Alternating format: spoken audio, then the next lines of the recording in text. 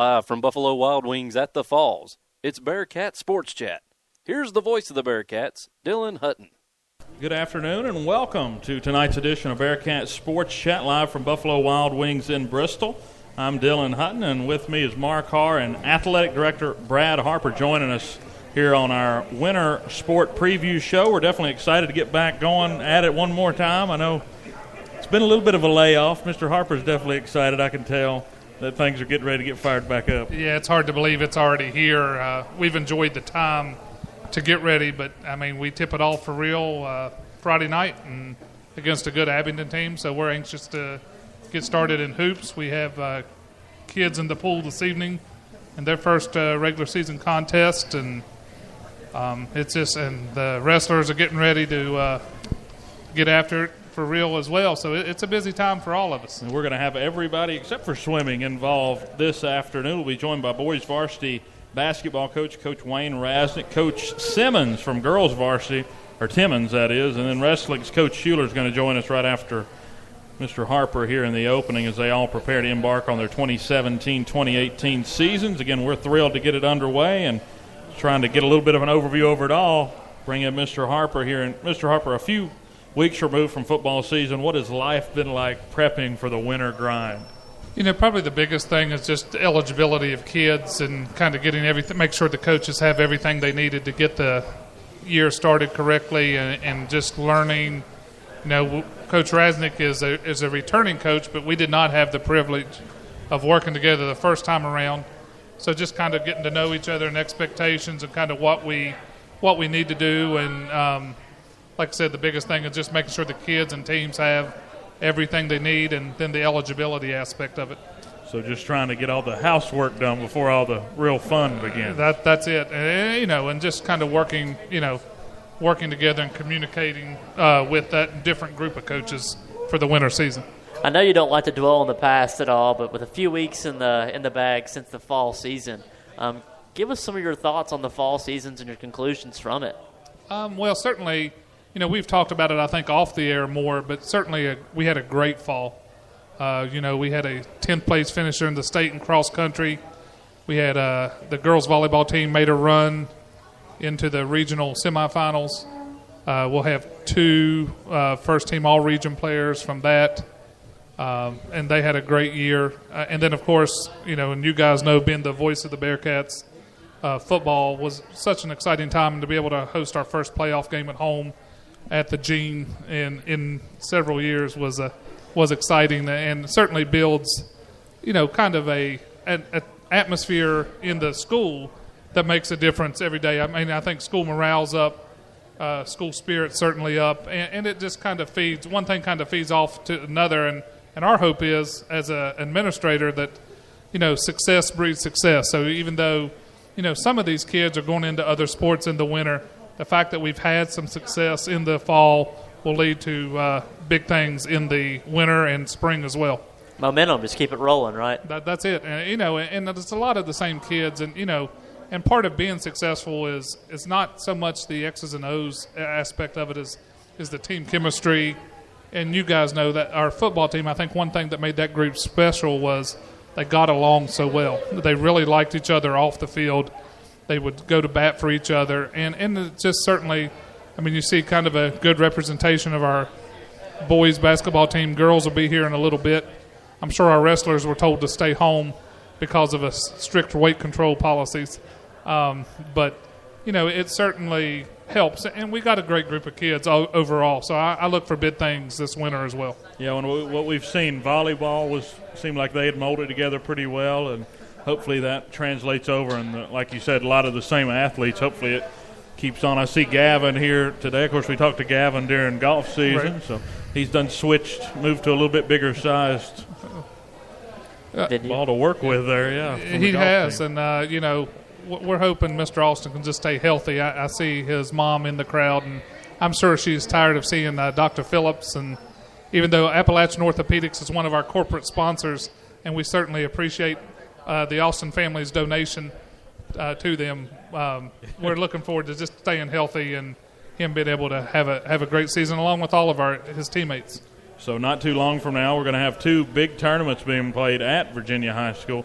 Can you give us any information on the boys' tournament and the girls' tournament coming up? Well, yeah, we'll start with the girls because it's first. It starts December 7th, and we've changed the format a little bit. We're going to an 8-team, 3-game guarantee bracket, which is and the girls' side is all Virginia schools, which, in the past, if you got a bye, you didn't know if you were only going to play 3 games, or if you had an upset in the first round, the team may play 4 games, did not have room for that 4th game in their schedule, and it kind of created some logistical issues. So we were going 8 teams, 3 games. They know they're going to play 3 games. That's going to be called the Buffalo Wild Wings Bearcat tip-off, and we certainly appreciate Buffalo Wild Wings, all of their support through our coaches' shows and their support of this tournament. And then the boys tournament is going to be the Coach Ballard Lee Bearcat Classic. And the Coach Ballard Lee Foundation, for those of you who don't know Coach Lee, I was not fortunate enough to know him, but I've heard so many stories about the type of man that he was. And you guys may or may not know this, but the court is named after Coach Lee in the Bearcat Den. And so the foundation there has been a strong supporter of the athletic department and helping us provide student IDs to get kids in free to all home games. And so what a great way to recognize kind of the man, the myth and the legend, and Coach Ballard Lee for having the Ballard Lee Bearcat Classic December 14th, 15th, and 16th. So it's 3 nights. We have a great hospitality room for coaches, officials, and people that come and watch that have a state pass. You see great basketball. We actually have a JV tournament going on in the old gym as well. And it's not a true tournament. The JV schedule follows the varsity format, just at an opposite time frame. But, it brings a lot of business to Bristol, which is a thing we don't want to overlook. When we talk with our city council, we talk about the amount of events that our athletic program, how that impacts the city, whether it's people eating or going shopping or whatever, and even on occasion staying in the hotels. And Coach Schuler can talk more about this, but he's putting on a huge wrestling tournament in January.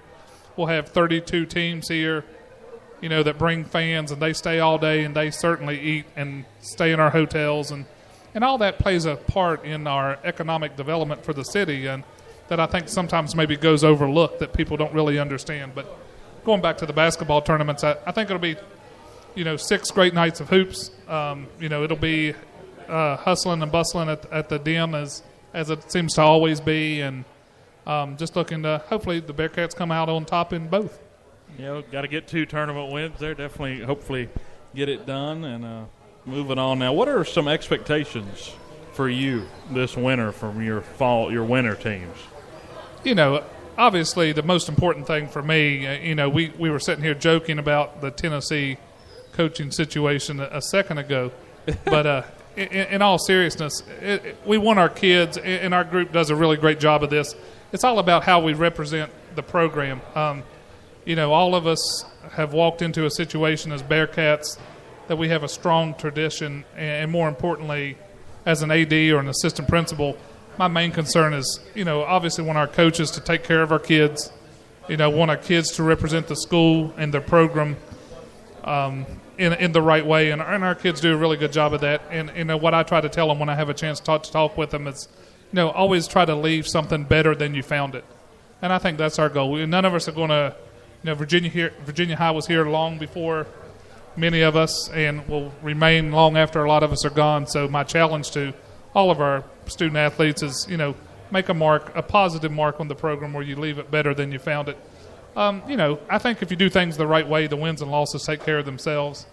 And probably the last thing I'd say is, we don't get too caught up in where we start as opposed to where we finish. And wrestling's a prime example of that. Coach Schuler and I were talking earlier today.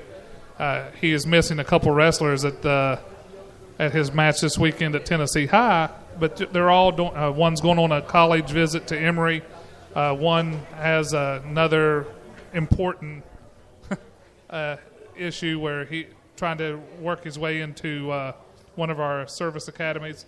and that's when you talk about the big picture. I mean, those are the things that are going to last a lot longer than did we win this match back then. And so our coaches do a really good job of that. I'm really fortunate to be in the position that I'm in, to have a tremendous staff and great kids to work with every day. It seems like it's a group that gets along with each sport. They all sort of coalesce. Well, and they support each other, and they have high expectations for kids, not only when they're playing something for them, but certainly when they're doing something else. And certainly that means a lot to kids when they see adults there supporting them that have nothing to do with that program.